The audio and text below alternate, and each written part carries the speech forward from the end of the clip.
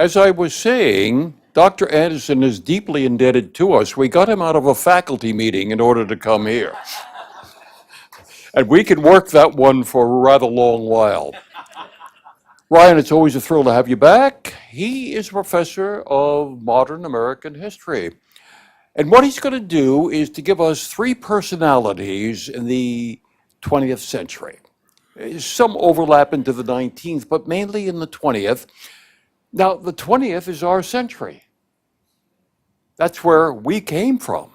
And so we're going to lead off today with Teddy Roosevelt, who for me is a very enigmatic character. You know, we've seen the greatness of Roosevelt, but there's a dark side, a real dark side. And so as we look at these personalities, we'll get an insight into the time, our time. Dr. Anderson, a joy. Thank you. So glad to see everybody again this year. So happy to be back, and thank you for the congratulations. I won the UNC Systems Board of Governors Teaching Award this year. Thank you. Yeah.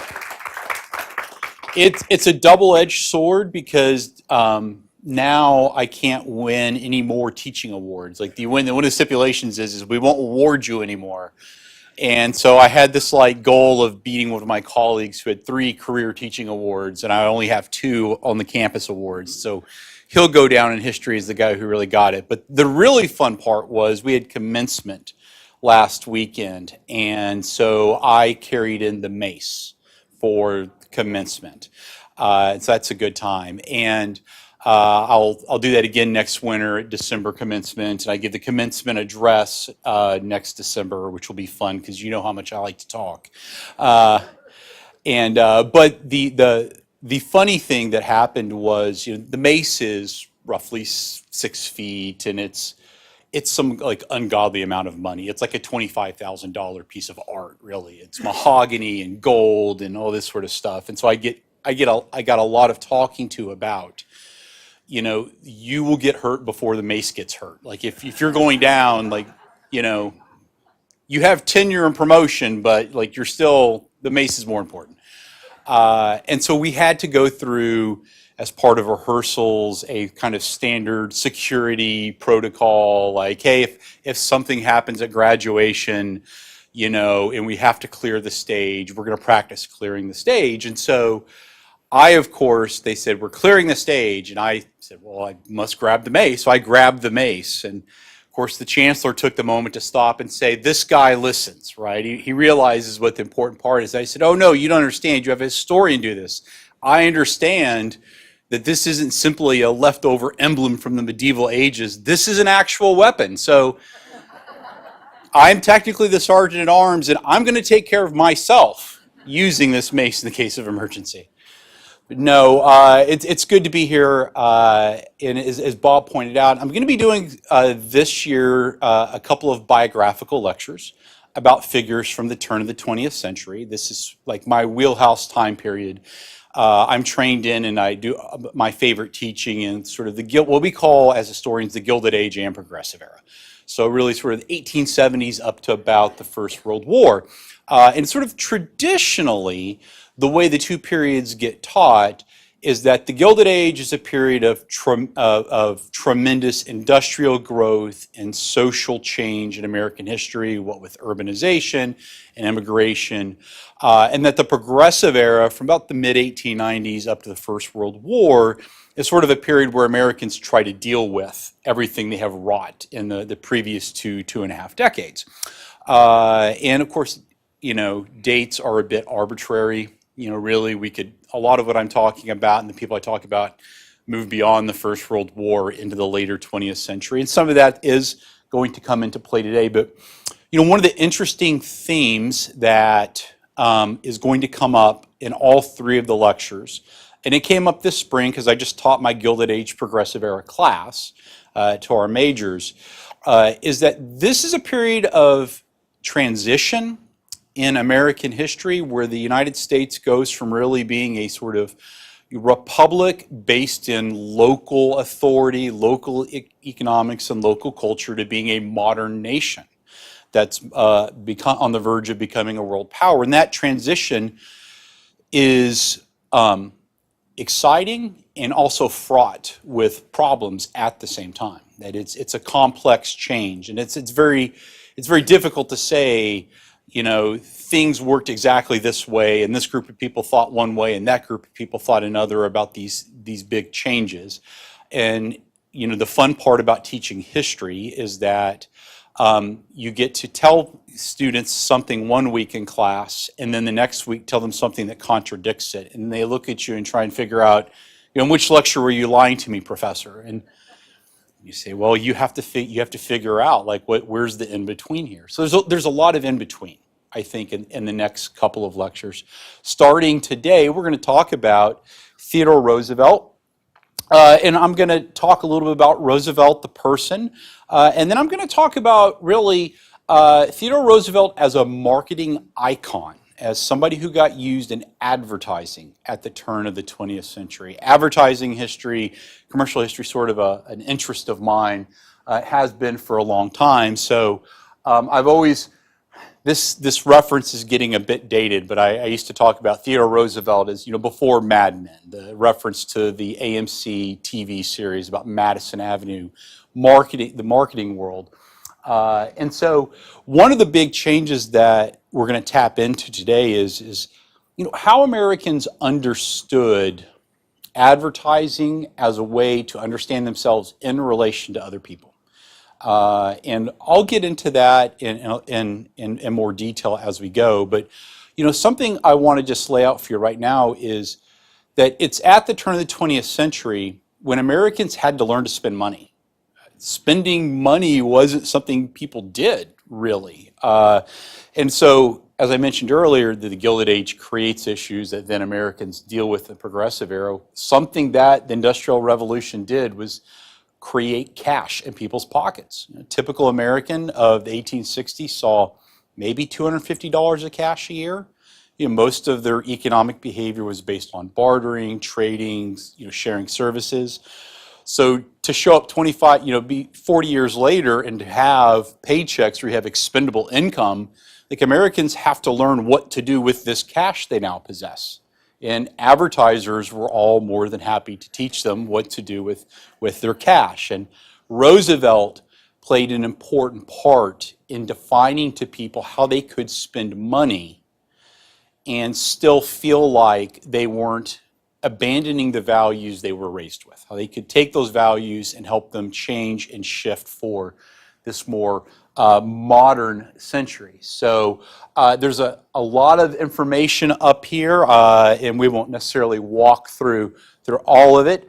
But I just wanted to give us a basic timeline and background about our principal player, Theodore Roosevelt. Bob, you said he's sort of an enigmatic figure, and I love that description of him. I tend to think of Roosevelt as the American Sphinx of the 20th century, whereas Jefferson's the Sphinx of the 19th century in terms of executive leadership. And TR is definitely one of our more distinctive and quotable presidents. I mean, the pince-nez glasses, that walrus mustache, this toothy smile that he likes to show off more often than not. He's always talking about speaking softly and carrying big sticks, and just the slang that Roosevelt employed in his presidential addresses and common speech. I mean, I still use bully for something that's good. I once called somebody a mollycoddle for whining about something. It's the language that he was so adept at using is just invigorating to me. He's an active person. He's an engaged person. Roosevelt seemingly never tired. He was one of these people who, even as a president, apparently could read 2 or 3 books in an evening and then recount in detail the contents of the books the next morning. One of his sons said that he drank coffee in bathtub sort of quantities, and he was just constantly just downing coffee. He's somebody who's known as a historian, known as a thinker. He's also a hunter and great outdoorsman, a very virile man. He boxed well into his later years. And so for a lot of Americans of the turn of the 20th century, Roosevelt really was sort of the ideal man. He was what many people thought of when they tried to define what the right sort of man was. And I use that phrase right sort purposely because that's the phrase that Roosevelt himself used when he tried to define what it was American manhood had to be if the United States was going to make this transition into the 20th century and not crumble under the weight of the wealth and power industrial capitalism had created. And one of the things that I find amazing about, fascinating about Roosevelt's image as the right sort of man, as the icon of manhood at the turn of the 20th century is, I don't think anybody in his family could have imagined that when he was born. He was not necessarily a robust young child. He was somebody who was very different than a lot of the boys that grew up in his day and time, which makes sense. As a president, his youth differed sharply from that of the log cabin presidents of the pre-Civil War period. He was born in New York City in 1858 into a wealthy family. Young T.D., as he was called, grew up surrounded by the love of his parents and siblings, but he was always a sickly child afflicted with asthma. Some of his biographers, David McCullough, probably most noteworthy, have gone so far as to suggest that the asthma had a psychosomatic element to it. McCullough went through and matched up dates in his parents' diaries where he had these particularly bad asthma attacks with dates when his father was leaving home. And we know that he lionized his father. His father was the sort of role model he always wanted to live up to be and honestly feared he wouldn't be able to emulate as a young man. And so there's always been this suggestion that maybe Roosevelt struggled with this idea of being physically weak, which is what people thought of asthma as. They thought of it as an indication of physical weakness at the time, and whether or not he'd be able to live up to the Roosevelt name. I always like to point out that the most amazing thing about Roosevelt's childhood is that he survived it. Because since conventional medical wisdom said that the lungs were merely a lung, and that muscles that were weak just needed to be put under stress to grow stronger, his parents took the medical advice to make it harder for him to breathe when he had an asthma attack. So on various occasions, they did things like they took a 5-year-old TR, sat him on his bedroom floor, and gave him a very large cigar to smoke, like 60 ring gauge Conestoga wagon length sort of cigar, and had him inhale the cigar smoke rather than just taste it as you're supposed to do. And then on top of that, they put a blanket over him, so he was in a smoke tent. So he would smoke, and they were trying to we just got to make it harder for this guy to breathe to get him through this. I don't know if it worked. It didn't kill him. It might be the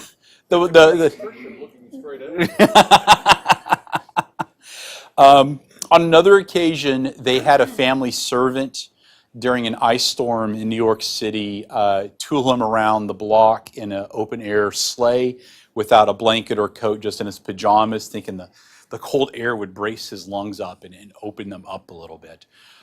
So again, it's amazing this guy made it to 8, much less going on. And Roosevelt had a very, very privileged childhood. There were rich people, there were rich men who were president before he was, but he had a very different New York City sort of wealth and upbringing that differentiated him from the people who came from before him in the Oval Office. As a teenager, he decided that he would, as he said, make his body, and undertook a program of gymnastics and weightlifting, and that really did help him develop a rugged physique. And in doing this, Roosevelt is at the very beginning of a new idea. The idea that one could make oneself into an adult make oneself into a man was an idea that was only beginning to develop in the 1870s and 80s. As I often tell students in my History of American Childhood class, up until about the 1880s, people just thought men were big versions of who they were when they were little. That they had to sort of survive their childhoods, and that you essentially who you were going to be, who you were when you were 5. And that at 40, you were just a bigger, more mature version of that 5-year-old in a lot of ways. That who you were was immutable, right? You were born to be something. And Roosevelt, when he says, as a teenager, I've decided to make my body, is rejecting that concept. He's saying, I can make myself into somebody who is more like my father.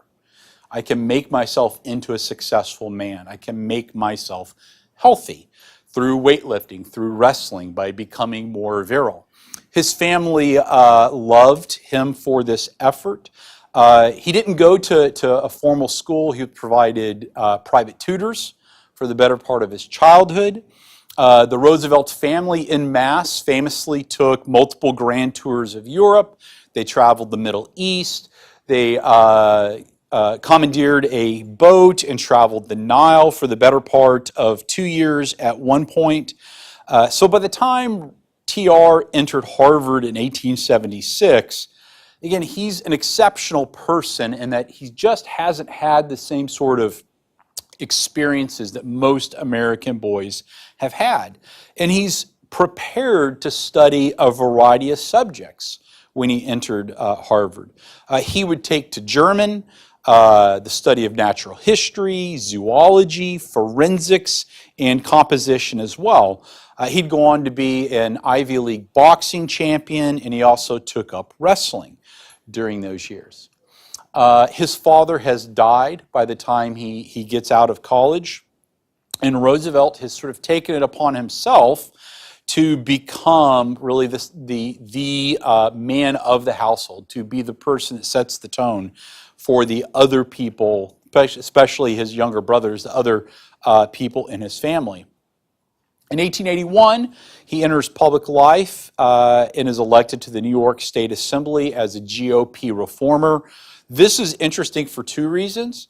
People from Roosevelt's background, and this is often shocking to my students when we talk about it in that Gilded Age class, is people from Roosevelt's backgrounds did not go into politics. It was not something you dirtied your hands with.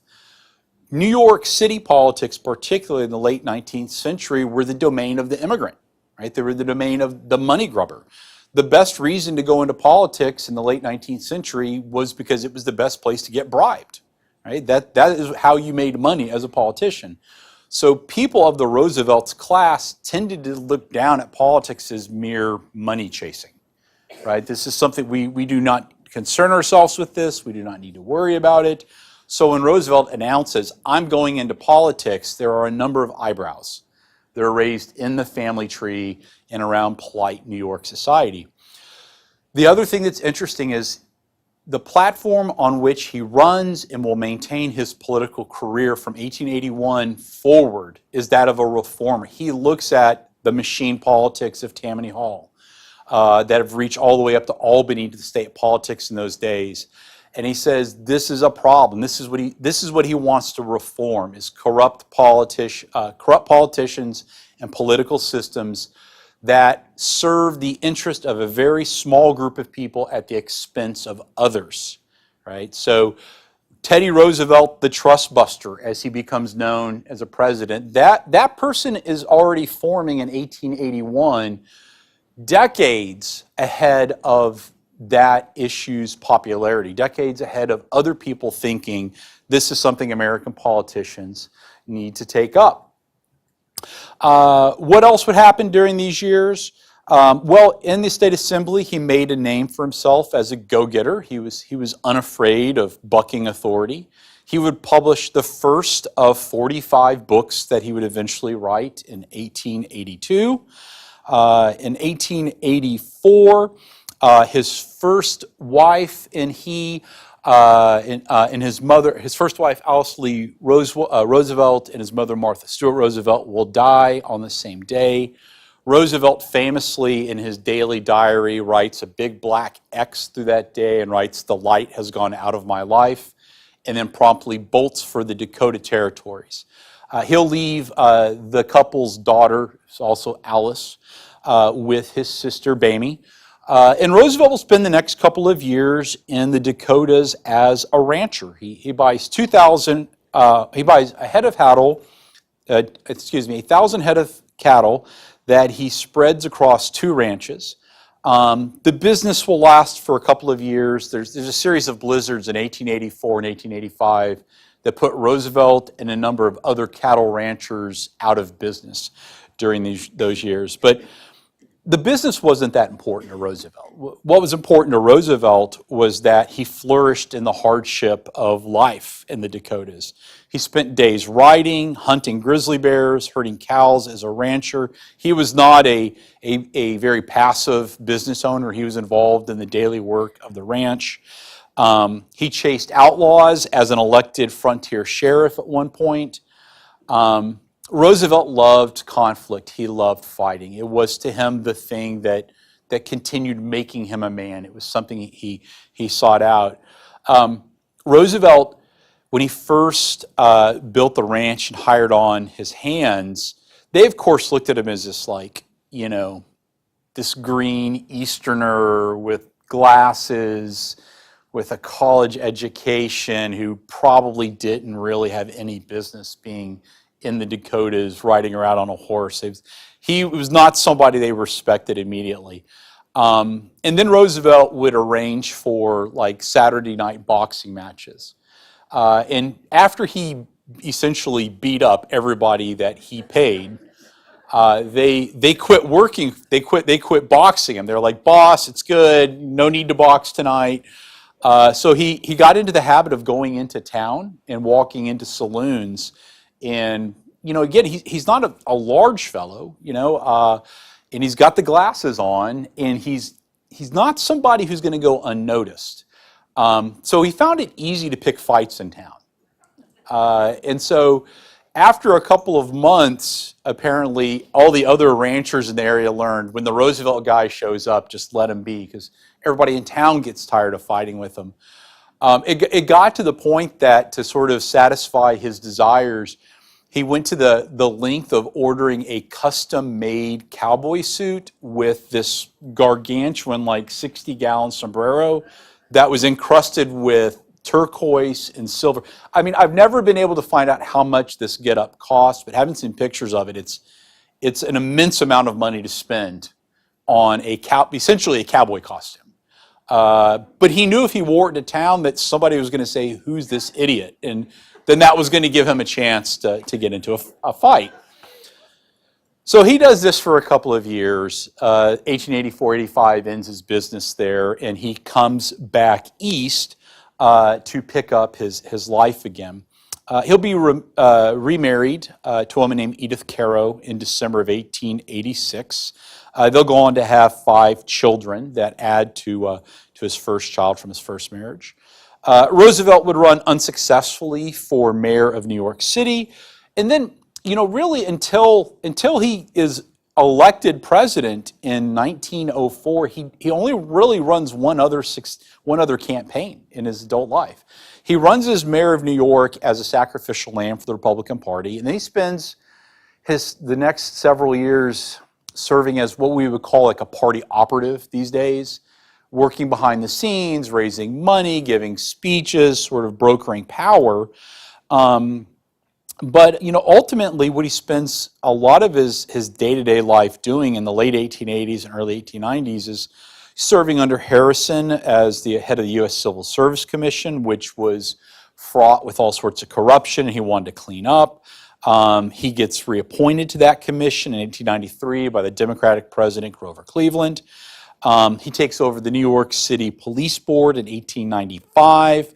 And I always pause to tell people, if you've never read a novel called The Alienist by a person named Caleb Carr, that's R with 2 R's, it's a great summer read. You ought to pick it up. The Alienist is the story of the first forensic detective unit in American history, which Roosevelt established. Yeah, and so Roosevelt in this piece of fiction plays a sort of satellite figure, but it's a really great book. The only problem with that book is it was written by a military historian, and after he did it, every historian thought, oh, we can write fiction too, and started trying to write novels, and 95% of them are very bad. We kind of need to stick to what we do well in some cases. But as New York City Police Board Commissioner, he demonstrated honesty in office, much to the displeasure of the party bosses of the day. He also spent a lot of time cleaning up the police board and strictly enforced laws banning the sale of liquor on the Sabbath. In 1897, the newly elected Republican President William McKinley appointed Roosevelt the Assistant Secretary of the Navy. Roosevelt spent a lot of his time running the Naval Department, while the actual Secretary of the Navy worked about 2 hours a day. And that sounds awful to say out loud, but that's just kind of the way things went. There really wasn't much of a Navy in the 1890s. And a lot of people didn't see a purpose for one, but Roosevelt, an imperialist, certainly did. The point in time where Roosevelt really enters the national consciousness, though, is 1898 and 1899. Up to this point in time, if you knew who Theodore Roosevelt was, you were probably a New Yorker, or you were a real geek about politics and paid really close attention to politics. But his charge up San Juan Hill, leading his private militia, the Rough Riders, and we should all be so lucky, his opportunity to tell his own side of that story and to publish it in mass-circulated newspapers made him a household name. He becomes one of the most conspicuous heroes of that conflict. He's governor of New York in 1899 and 1900. And by the time that he becomes president, which happens after McKinley's assassinated and Roosevelt has become his vice president, he's become a bit of a household name, right? A lot of what you would have heard from Roosevelt at the turn of the 20th century was not necessarily original to Roosevelt, but he's the first president to put a very important concept into action and to give it voice. Roosevelt believed that the government needed to be a bit of an arbitrator between conflicting economic forces in the country. So really starting with Abraham Lincoln, the executive office has become more and more powerful. It's exercised a lot more control over things that people hadn't expected them to do in the past. But Roosevelt understands that the United States of 1900 isn't one that can allow the economy to go totally ungoverned. That somebody needs to at least be suggesting what good behavior is for business and what bad behavior is for business. And he thinks that, first and foremost, that person should be the president as a great executive. And that's really the big shift here, is the move towards the president not as a passive force, but as an executive who is in charge of a large organization. And if you asked Roosevelt who would be a great president, he would have said himself, right? I'm the best choice for the person to really define this role. I am a Roosevelt. I was born to lead. I am one of the right sorts. I am from the better class of Americans. So Roosevelt in particular was worried about the conflict between capital and labor, wanting to guarantee justice to each side, and dispensing favors as executive to nobody. He would emerge as a trust buster during these years by forcing the dissolution of a great railroad combination. That was the Northern Securities Corporation that J.P. Morgan, the greatest banker of the day, was heading up. So Roosevelt becomes the president who is capable of managing economic and labor interests in the United States. He would steer the U.S. into a more active role in world politics. He was aware of the strategic need for a shortcut between the Atlantic and the Pacific and ensured the construction of the Panama Canal. His famous Roosevelt corollary to the Monroe Doctrine redefined American foreign policy for the 20th century and prevented the establishment of foreign bases in the Caribbean and arrogated the sole right of intervention in Latin America to the U.S. Roosevelt would win the Nobel Peace Prize for mediating the Russo-Japanese War peace, and he would reach a bit of a gentleman's agreement on immigration with Japan before sending the Great White Fleet, as it was called, on a goodwill tour of the world. Although a lot of people don't know, he sent his daughter Alice. Alice went along on this great tour as essentially his emissary, but she also acted as a spy the entire time, taking notes to bring back to her father. So Roosevelt is, by his own estimation and most other people's estimation, a most effective statesman, a most effective leader. He did this in a lot of different ways, but most importantly for us today, what Roosevelt represented really was a new kind of manhood. One based in two things: physical strength and intellectual capabilities, balance. The historian Gail Biederman calls this so-called civilized manhood, right? The idea that it's not enough to be physically tough, it's not enough just to be smart. You have to have both of these qualities in the right proportions to know how to lead, to know how to succeed. Traditional manhood that people had sort of used to define who a good guy was, really focused a lot on individual self-control and restraint. And that made sense in Jefferson's Republic, right? In a smaller America, it made sense that a good man was somebody who had self-control, who possessed what 19th century Americans would have called will, the ability to say no to stuff so that you don't waste your energy, you don't waste your money, you don't waste your resources, so that when the brass ring comes along, you're prepared to grab it. This 19th century manhood put a lot of emphasis on the idea of being somebody who could succeed, but not at other people's expense. And that's sort of the key concept. One of the great bugaboos of economic and political leadership in the 19th century was the concept of self-interest. Presidents, congressional candidates, mayoral candidates, the worst thing you could be charged with was being too self-interested. If you were self-interested, you were interested in this political office because of what you would get from it, not because you wanted to lead. So a good man was somebody who was not self-interested. Yes, they wanted to take care of themselves. Yes, they wanted to take care of their family. They also saw political leadership as an opportunity to provide opportunity for people they knew, right? People in their local community. So a big part of why Roosevelt is a new type of leader is because he's a new type of man. And the reason why he's a new type of man is these old rules about manhood just don't work anymore. America isn't a small local place. It isn't based on these small R Republican values that dictate good leaders are people who aren't self-interested and are people who can be recognized. If they're successful, it's probably because they're good people. Andrew Carnegie and John Rockefeller ruined that for us, y'all. You know, by the time we get to 1900, Americans think to be successful, you need to be as rich as possible. And social Darwinism has taught people that only the strong survive in economic competitions. So when Roosevelt begins breaking up trusts, when he begins negotiating with foreign countries for American economic interests and a common good, what he is really doing is saying, we had these values about men being political leaders because not only could they take care of themselves, they could take care of other people, and he is really redefining that.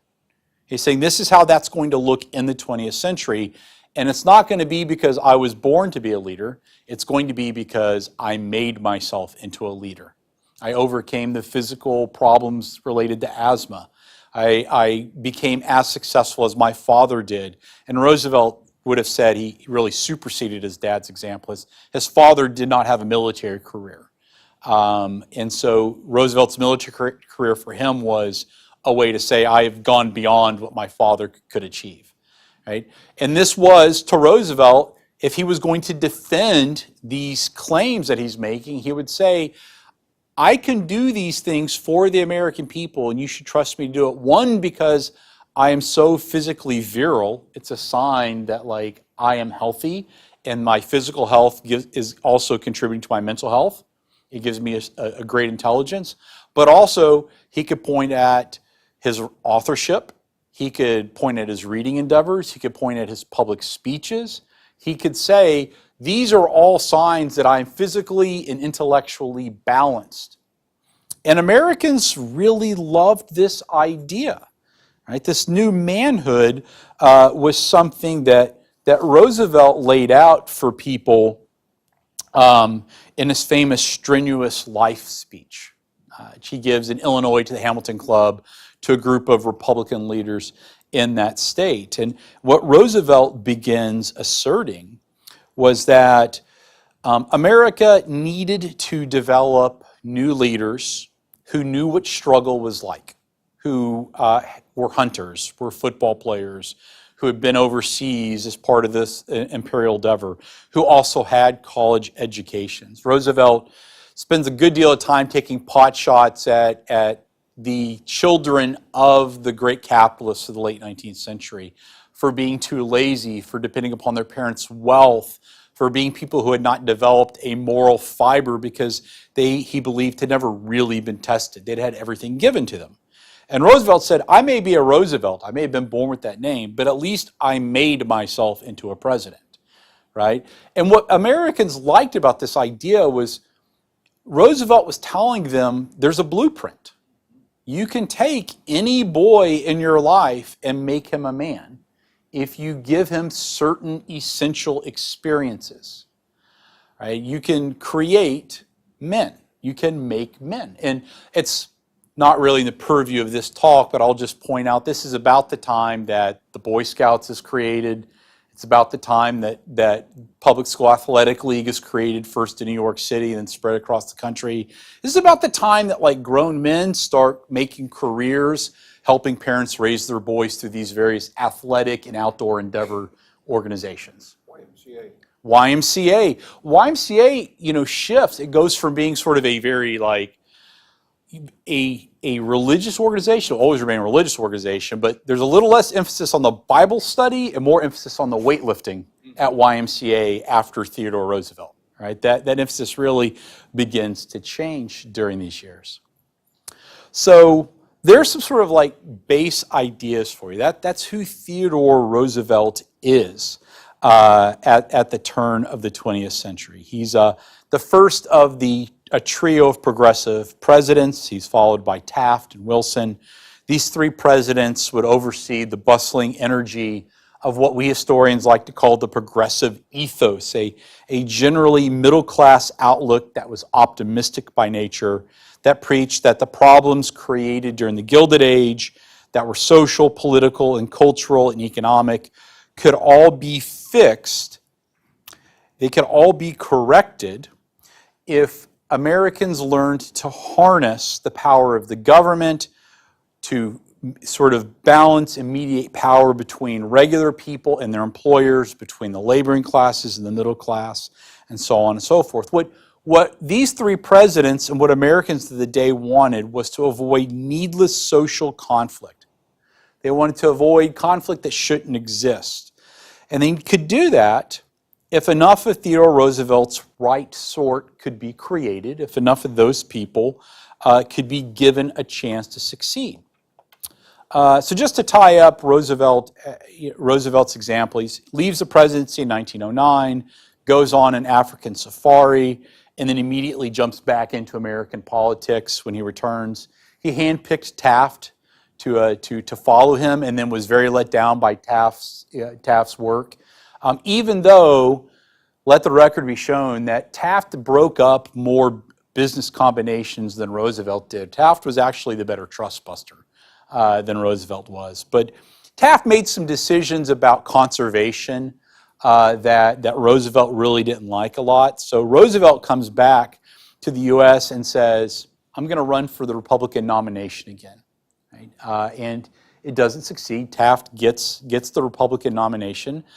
In the process, however, Roosevelt manages to split the Republican Party. He'll form his own third party, the Progressive ticket, or the Progressive Party. This splitting does a lot to explain how Woodrow Wilson gets elected in 1912. But again, what's interesting for how Roosevelt gets used in advertising at the turn of the 20th century is what happens to him when he's on the road. In October of 1912, Roosevelt is campaigning in Milwaukee, and he is leaving a dinner at the Gilchrist Hotel. He's got a speech to give in just a couple of hours, and a man named John Schrank approaches him. Schrank is Roosevelt's would-be assassin. I say would-be because he shoots Roosevelt but does not kill him. So Schrank gets within, maybe 10 feet of the president, pulls out his pistol, fires, and hits Roosevelt in the chest. Roosevelt has his eyeglass case in his breast pocket. It's made of steel. It's a steel eyeglass case. And then beyond that, he has this 50-page address that he's going to give that night, and it's folded over. I know, 50 pages. It's like, well, people had a lot more listening ability at the turn of the 20th. They would sit through that. So the bullet goes through the eyeglass case, through this speech. And again, let's just point out, it's a TR speech. It's probably tougher than a normal speech. It's made of sterner stuff. It does enter his chest, but the bullet doesn't end up hitting anything vital. So he's knocked down. He's attended to by the surgeons that are there. And they very quickly assess that the most dangerous thing to do would be to try to take the bullet out, so they don't. And in fact, he'll live the rest of his life with this in his chest. They tell him it's time to go home. Roosevelt says, I'm Theodore Roosevelt. I survived asthma. I can survive this. And he gets up and ends up delivering that address that evening. Its title was The Progressive Cause is Greater Than Any Individual. And he takes the podium and he tells the crowd, friends, I shall ask you to be as quiet as possible. I have just been shot and the bullet's still in my chest. So yet he really plays up this, you can't slow me down, right? I'm as healthy as a bull moose is the phrase that he uses, which then becomes the name of his party. They begin calling the Progressive Party the Bull Moose Party because of that. Schrank, by the way, will spend the rest of his life in an institution. He admits to planning and executing, of course, assassination attempt, and he tells a judge that the ghost of William McKinley had told him to do it to avenge his own death. I guess he was jealous beyond the grave. I don't know. And the judge says, you clearly aren't yourself, and ends up institutionalizing him instead. So I love that story because it really, I think, illustrates, like, Roosevelt's a guy who's made for advertising. He's such a great self-advertiser. He's such a proponent of his own ideas.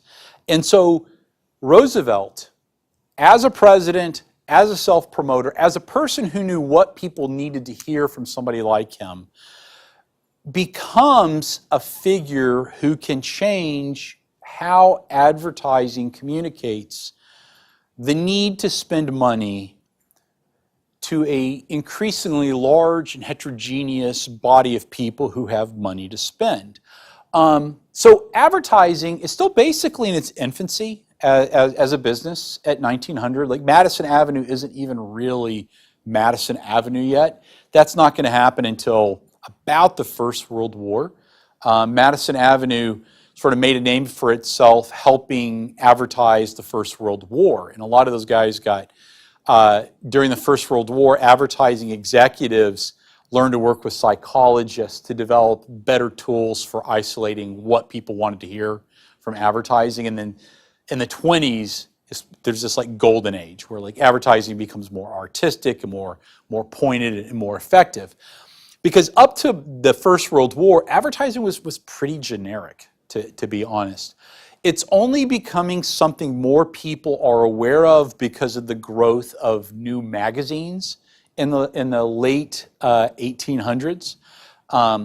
Magazines become something people from coast to coast have access to on a daily business really only by about 1885 or so. Before then, they're a bit precious. But by the time we get to 1885, magazines have become a daily part of people's lives.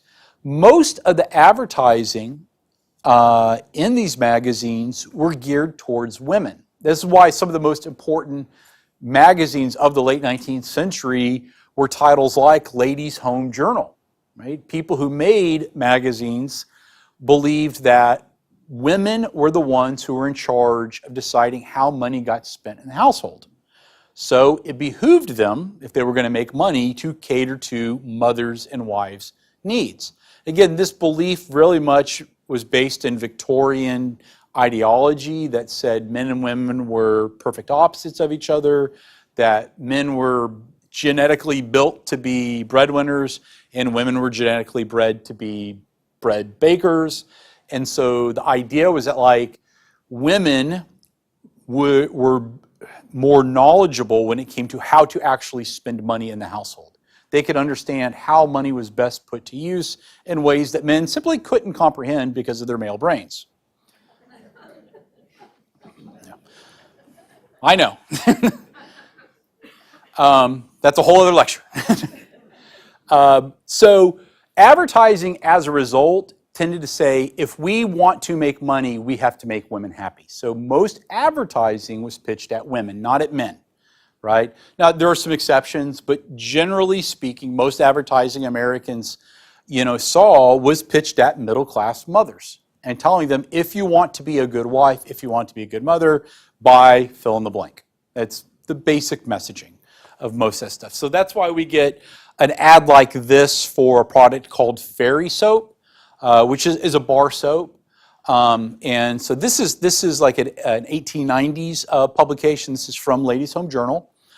Soap is still pretty generic in the 1890s. They're selling bar soap to wash your skin. They're also selling it to wash your clothes. They're selling it to wash your hair.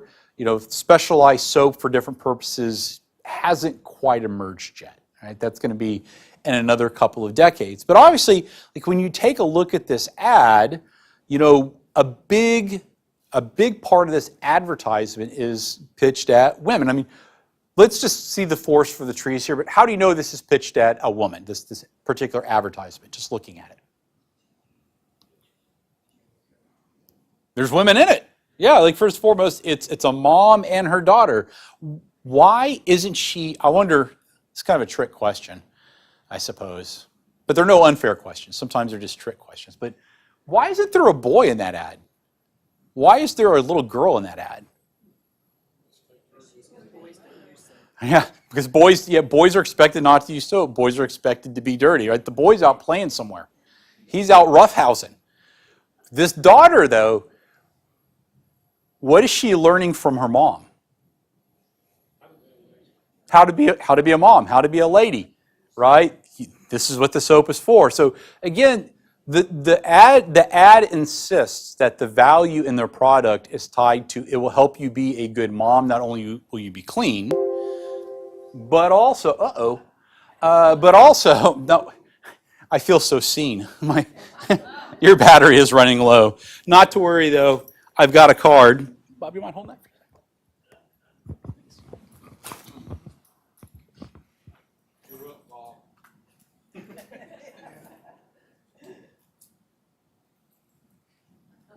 There we go.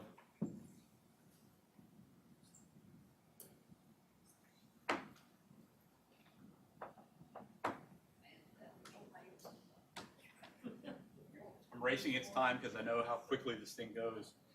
There we are. Ta-da. I didn't make it to Eagle Scout, but I did get just enough to be prepared. Oh, but a 21st century man. There you go. Yeah, again, the ad insists that advertising must appeal to allowing women to be the people they want to be, and that is to be feminine in a motherly sense, teaching this daughter how to grow up and herself be a good woman. Okay, so we see this sort of insistence on a sort of feminine depiction in advertisements and a feminine influence in advertisements and all sorts of things. So anybody recognize what that ad on the left is actually an advertisement for? McCormick, yeah, McCormick Reapers. Yeah, McCormick Reapers. Yeah, so this is an agricultural implement, right? It's a reaper that's, at the time, they're still selling harvesting machines that are pulled behind mules and horses and that sort of thing. But again, the idea is like, what's positive about this product is that there's no technical thing you need to know about it. You don't need to actually see the harvester itself, but that it contributes to this bountiful harvest. Right? That's the important thing. Our machinery is associated with bounty and providing for other people. And what about the ad on the right? Yeah, Coca-Cola, the brain tonic, back when Coke had cocaine in it still. Yeah, it's quite the tonic.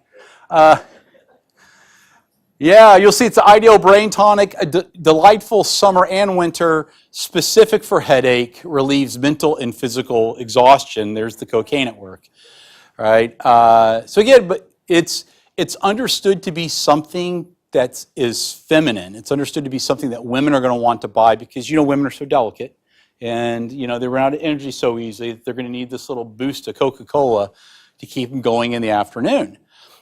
The idea of being somebody who couldn't say no, who needed help getting through the day, was understood to be a very female identity in the 19th century. Like a good guy was somebody who could just work all day, and because he had self-restraint and knew how to control himself, would never have problems. But, women are delicate. Women need this sort of help. So this is why so many of these products are pitched at them in that way. Columbia bicycles, a source of delight to everybody. The Pope Manufacturing Company was sort of the Cadillac of bicycle companies, and there was a massive bike craze in the 1890s. I will tell my students that the cool date in the 1890s was to take your girl to the bicycle rodeo, which was essentially a skating rink where you rented bicycles and rode in circles. So bicycling has just become something women can do because of the invention of the safety bicycle that had two equal-sized wheels. So it made it possible for women to ride it. So it's just become something that men and women can do together, which is the pitch of this ad. Right? The ad says you want this bicycle because it's going to give you a way to be mom out in public, and your husband can come along too, although don't expect him to help with the baby because he's going to be busy riding off into the sunset somewhere. So it's kind of based on this idea that like men and women are very different, right? Men and women have different needs and different wants. And then this is the kind of final traditional ad you have. This is Pear's soap. Yeah, so Pear soap, drawing on the Rudyard Kipling poem, The White Man's Burden, which Americans of the turn of the 20th century loved. They saw it as a sort of British call to arms. It was a clarion call for them to pick up the responsibility to expand American religious and economic influence overseas. Oh, no. How did that happen? Well, there are fixes. That's the good thing.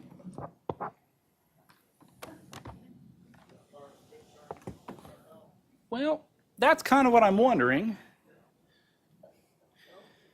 Is this actually, that's on. Oh yeah, Ryan, it would have helped, Professor, if you plugged it in. Well, there we go. Look at that.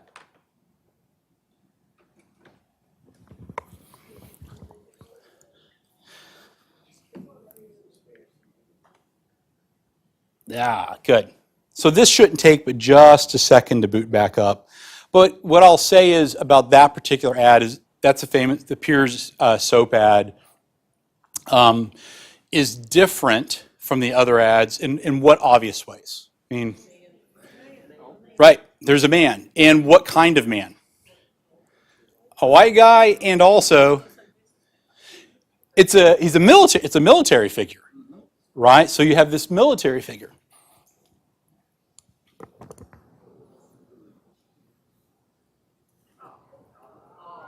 Oh, I know, it's such a baby face. There we go. Nice. This is what it's like to be in a room of grandfathers all the time, right? Yeah. So I think the response, it's a businessman, is an interesting one, though, because there's nothing that obviously states he's a military figure, right? Yeah. There's the epaulets. Does it say whether it's a cleaning soap or shaving soap or is it all around soap? Pear soap is a potent factor in brightening the dark corners of the earth as civilization advances. While amongst the cultured of all nations, it holds the highest place. It is the ideal toilet soap. So just generic waving, washing your face, washing your hands, washing your body, so in a generic toilet soap. So it associates manhood, and you want this product because it's a good man's product, but there's nothing particularly like virile about how this guy is presented, right? I mean, he's a figure, he's clean, but he's like civilized, right? This is a good civilized guy. But the woman is going to be the one buying that soap for her husband. Yep. Oh, there we go.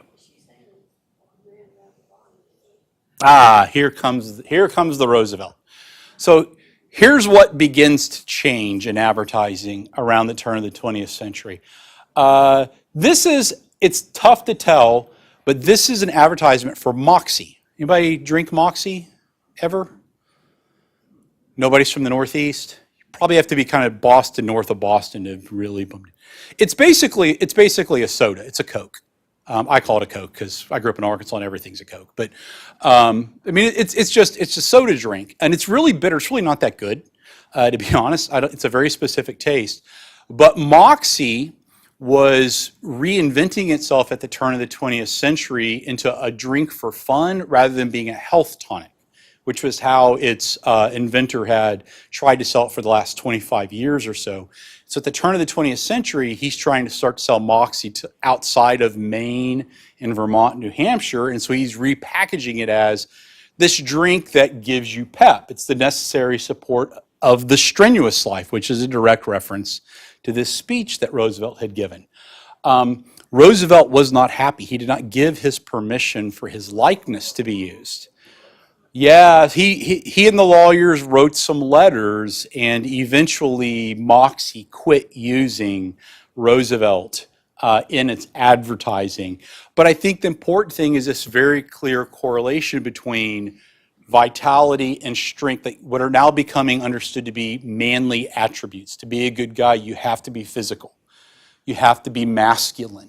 Do we get the word Moxie from that, or did Moxie? Yeah, Moxie, that word, that person as Moxie is clearly drawn on this. Yeah, it comes from the advertising. Moxie is still sold today. You've got to be in the right part of the country to get it, but it would remain a popular drink for a number of years. And there's our Fairy Soap Company again, but they've changed their advertising tactics a bit. Yeah, it's pure, it's white, and it floats. All good stuff.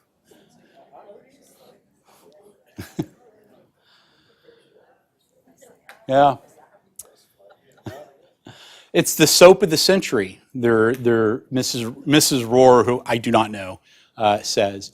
Again, it's the white color of fairy soap indicates its purity. Nothing enters the manufacture of fairy soap but the purest and best materials known to the soap maker's art and that money can buy. And then the rest of the ad kind of speaks again to like the qualities of the soap, what makes it so advanced, what makes it something you have to be smart to understand. Right? It's this idea of intelligence and a specific technical intelligence being something that men should understand. Fairy Soap also did a series of Admiral Dewey ads as well. So they used Roosevelt and Admiral Dewey. They actually did a full calendar with Dewey in like every month, which just seems weird to have Admiral Dewey as a pinup, but that's kind of how they're treating him. I'm not going to judge, you know.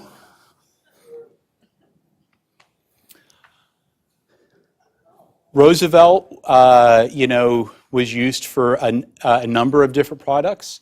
He did actually approve of some, he signed off on the use of his image and his name a number of times. Of course, the famous story about Roosevelt not killing the bear that's been chained down on an Arkansas bear hunt back when you went to Arkansas to hunt bears made him popular, and it very much tied into this theme of conservation as one of his key issues as president. So you have these books by a person named Seymour Eaton called The Roosevelt Bears, which are books for kids. They're sort of elementary school age reading books. And if you look at these, because I've seen copies of these books in collections around the country, it's sort of like the Roosevelt Bears travel across the country. So it's a way to teach kids geography lessons through fiction. And then you have the actual Teddy Roosevelt Bears being sold for 75 cents. Yep. Both the imported and the domestic kinds will put together the biggest novelty in years, in both white and cinnamon, all sizes from 9 inches up, on sale in doll and toy departments. So it's kind of like the joke they had when I was a kid, and we spent a lot of time with G.I. Joe figures, blowing them up, or Star Wars figures, burying them and saving them. And if somebody came along and said, "Why are you playing with dolls?" you say, "It's not a doll, it's an action figure." This idea is being invented with the Roosevelt Bears. This is why it's offered in white and in cinnamon. Right? It's not a doll. It looks like a real bear. It's cinnamon colored. It's the real thing, right? So it's okay for me to have this thing because it's been gendered. First of all, it's a Teddy Roosevelt toy, so you're not going to talk bad about the president. And second of all, it's very male in that sense too. I think I have. Yes, so this is what I'm sort of ending with today. The Gold Dust Twins, which were the Gold Dust Twins were a cleaning product. And they may have, the Gold Dust products may have still been around when some of y'all were very, very young. The Gold Dust Twins were named Goldie and Dusty, and they were the faces of Fairbanks Gold Dust washing product lines. The original advertising started in 1892. And it started with the version of the twins as a drawing of two young black children who were cleaning up together in a wash tub. And by 1900, they had sort of changed into a more caricaturist sort of depiction of younger kids of color. When this particular cartoon comes out, Roosevelt has just returned to the United States from that African safari, which is what the billboard is really playing on, right? Roosevelt scoured Africa, the Gold Dust Twins scour America. In this sense, they've been portrayed as like African tribesmen who Roosevelt has captured and brought home to clean the country. This would make them into national marketing icons using the slogan, "Let the twins do your work." The twins would be recognizable in American homes of the early 20th century the same way that like the Aflac duck is today, or Flo from Progressive, or the Pillsbury Doughboy are. And they would remain in use until the 1950s when sensibilities began to change a bit. So again, the idea is that like Roosevelt is this like viral huntsman that is not just out there doing things to do them. He's doing them for a purpose. He's bringing home useful products that Americans are going to find useful.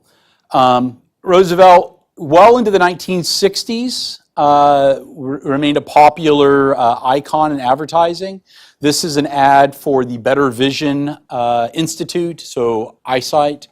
So Roosevelt's being seen as like, again, a champ, a fighting president, a guy who busted trusts. This is for Hammer Mill paper.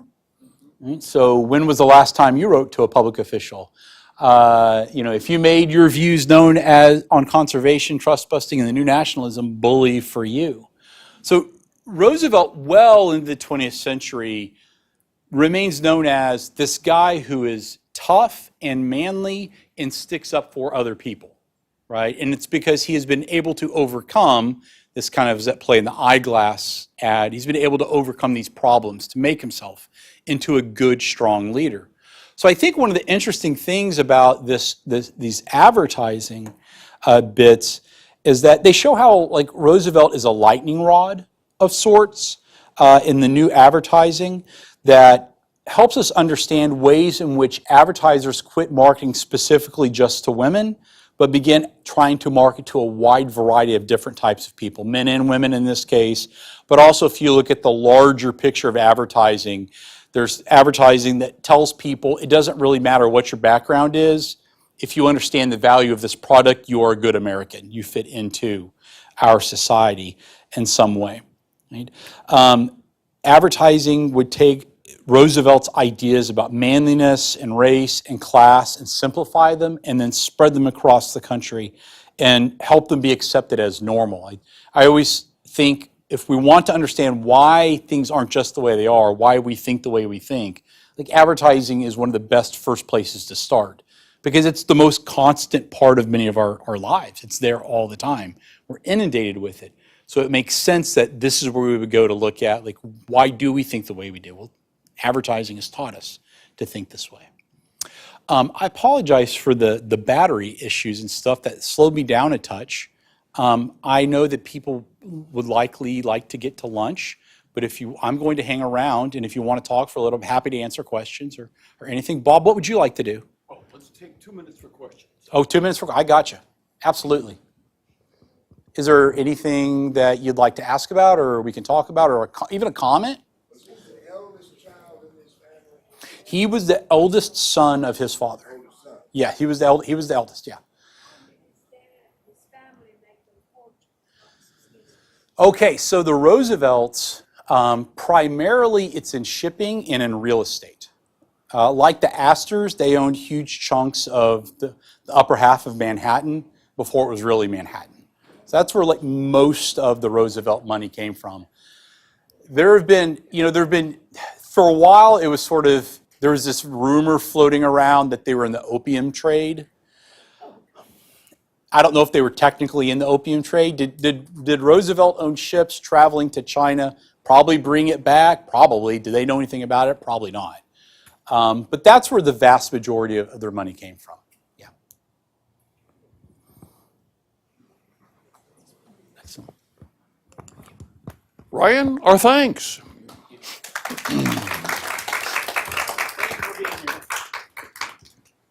The only monument that I know to Teddy Roosevelt is on the end of the pier in Guantanamo Bay, Cuba.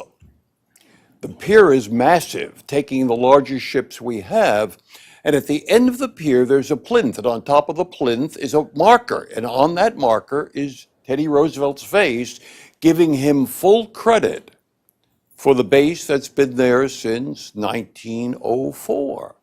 So, intriguing. Absolutely intriguing. Ryan will be back next week. And now, take this. Then we have a hiatus of a week. And he will come back on the 28th. Tuesday the 28th. So next week, a break, and then we're back again.